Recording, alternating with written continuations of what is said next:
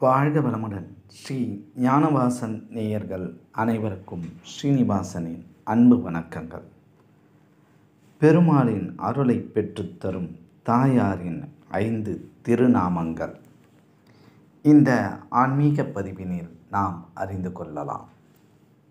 திருமகளாம் மகாலட்சுமி தாயாரின் பெருமைகளை புகழ்ந்து சொல்லிட 1000 நாப்படைத்த அந்த ஆதிசேஷனாலேயே முடியாது.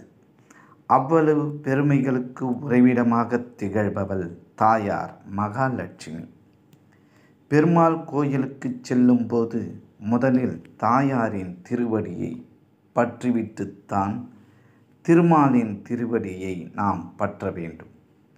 தாயாரின் பாதத்தில் முதலில் நாம் சரணாகதி செய்தால்தான் அந்த தாயார் நமக்காக பெருமாளிடம் பரிந்துரை செய்து நம்மை திருமாலின் திருவடிக்கு அழைத்து செல்வாள் என்பது ஐதீகம்.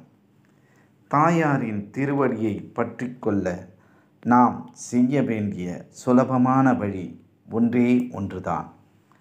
தாயாரின் திருநாமங்களை விடாமல் ஜபித்து கொண்டே இருப்பது. ஜென்ம சக்கரத்தில் சுழன்று கொண்டிருக்கும் நாம் அந்த சுழலில் மீண்டும் மீண்டும் மாட்டிக்கொள்ளாமல் இருக்க வேண்டும் என்றால் தாயாரின் கழலினை இறுக பற்றி அவளது திருநாமங்களில் மிகவும் எளிதான 5 திருநாமங்களையாவது தினமும் சொல்லிவிட வேண்டும். அந்த 5 திருநாமங்கள் என்ன என்பதை பற்றி அறிந்து கொள்வோம். லட்சுமி, பத்மினி, ஜலதி தனயா, இந்திரா மற்றும் விஷ்ணு பத்தினி என்பதாகும். இந்த 5 திருநாமங்களைத்தான் அடிக்கடி சொல்லிக்கொண்டே இருக்க வேண்டும்.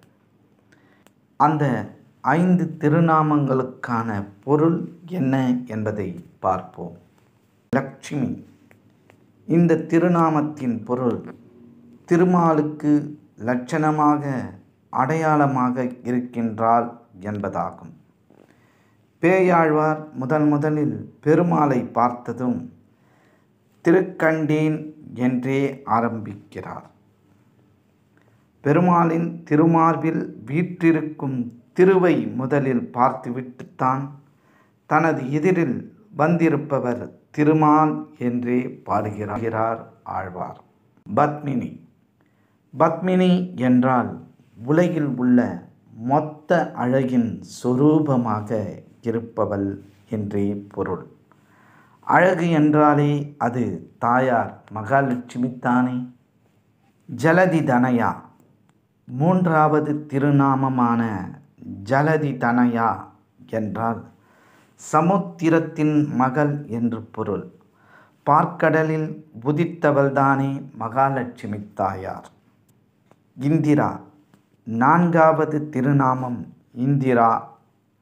இந்தி என்றால் செல்வம், இந்திரா என்றால் செல்வம் உடையவள் என்று பொருள்.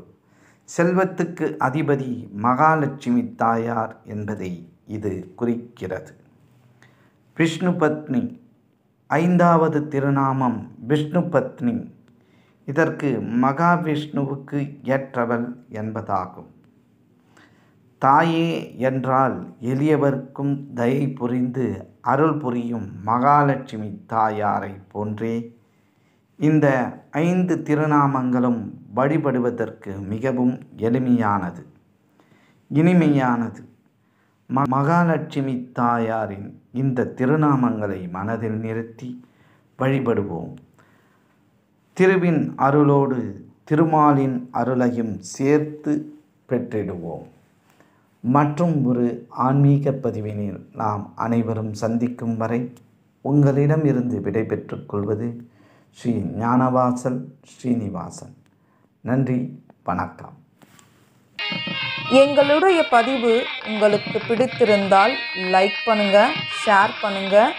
மீண்டும் தொடர்ந்து இது போல பல பதிவுகளை பார்ப்பதற்கு எங்கள் சேனலை சப்ஸ்கிரைப் செய்து பெல் ஐக்கானை கிளிக் செய்து கொள்ளவும். நன்றி, வணக்கம்.